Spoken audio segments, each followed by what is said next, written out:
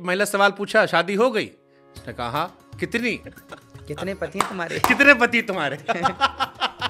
एक और हमको बड़ा मजा आया था, आपने ऐसे किया, कहा जूम करके देख रहे हैं कि तुम गुटखा खाए हो कि नहीं। तो ये ऐसे करके दिख जाता है। आई कहीं हमारी लड़की है 15 साल की, ये लड़कों से बात करती है। आपने उस लड़की से कहा कोई तुमसे प्यार काहे करेगा? और बोला कि मैं 80,000 की लाया हूँ पत्नी।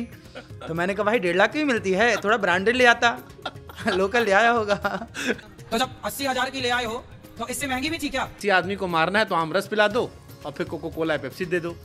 अब लड़के सारे सोशल मीडिया पर जितने थे वो एक हाथ में आमरस ले रहे थे, एक हाथ में कोको कोला, एक घूट इधर पिए, एक घूट इधर, फिर कहते देखो जिंदा है। श्री राधे।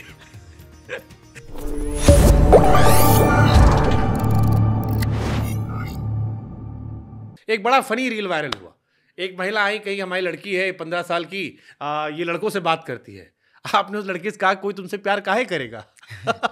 और सोशल मीडिया पर लोग बड़ा उसको मौज काट रहे हैं, हंस रहे हैं कि वैसे गहरी बात थी, क्योंकि तुमसे प्यार क्यों करेगा? भाई वहां तो ये कहना कि बेटा तुमसे प्यार क्यों करेगा, लोग करेंगे। लोग तो तुम्हारे शरीर से प्यार करते हैं और अपनी हवस पूरी करके निकल जाएंगे, तुम्हें च्युइंगम की तरह चबा के थूक देंगे। तो ये बात तब कही जाती है ना कि बेटा कोई तुम्हें क्यों प्यार करेगा, लोग तो तुम्हारी बॉडी से प्यार करेंगे ना, और तुम्हें यूज करके छोड़ के चले जाएंगे। इसलिए समझाया जाता है कि बेटा जो आप कर रहे हैं, आज के बच्चों को क्या लगता है ना कि हम बहुत पढ़ लिख गए हैं, हमारे पास सब कुछ है, हमारे पास माँ बाप को, अब माँ बाप के पास भी कम ज्ञान है, वो अपने को माँ बाप से ऊपर ज्ञानी मान लेते हैं, अपने को माँ बाप से ज़्यादा समझदार मान लेते हैं, और उनको लगता है हम जो कर रहे हैं ठीक कर रहे हैं, बाद में चोट खाते हैं। तो हमने समझाया भाई होने के नाते, बेटा तुमसे कोई प्यार क्यों करेगा, है तुम्हारे शरीर से प्यार करेगा। ठीक है, काफ़ी हद तक नए बच्चों के लिए वैलिड भी है, और इसमें मैं पूरी तरह डिनाई नहीं करूंगा। फिर आपने एक महिला सवाल पूछा, शादी हो गई? उसने कहा हाँ। कितनी? कितने पति हैं तुम्हारे? कितने पति तुम्हारे?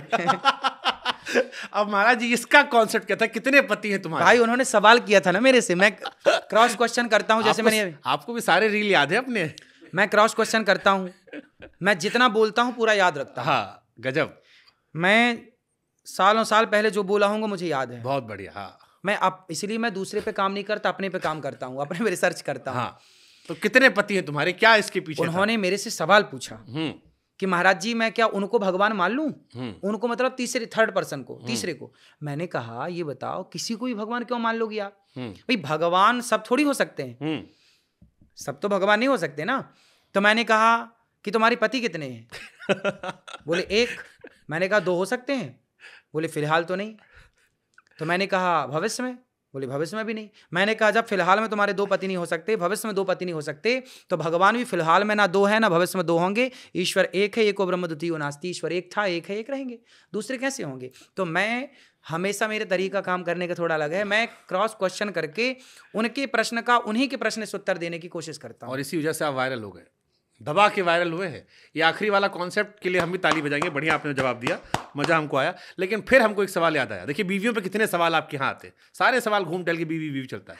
एक आया कि शादी हो गई? कहा हाँ। कहाँ से कैसे हुई? कहा पत्नी लाए हैं उड़ीसा से 80,000 में। महाराज जी पूछे 1.5 लाख वाली भी थी?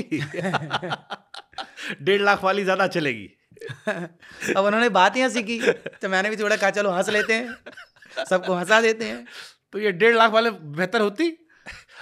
80,000 में ये थी। तो वो बोला कि मैं 80,000 की लाया हूँ पत्नी। तो मैंने कहा भाई 1.5 लाख की मिलती है, थोड़ा ब्रांडेड ले आता, लोकल ले आया होगा। तो छोड़ के अब वो कह रहा है कि मेरी पत्नी लाया मैं, हाँ। और इसे प्यार किसी और से हो गया। तो मैंने कहा सस्ती ले आया फिर।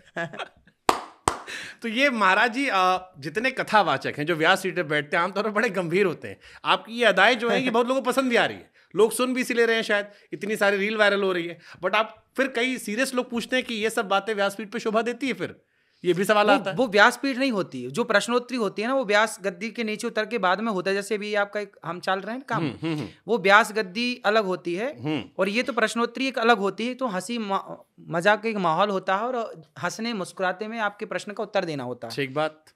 वहाँ लोग बैठे होते हैं तो बोरियत में क्यों बैठे, थोड़ा हंस लें, एंजॉय कर लें।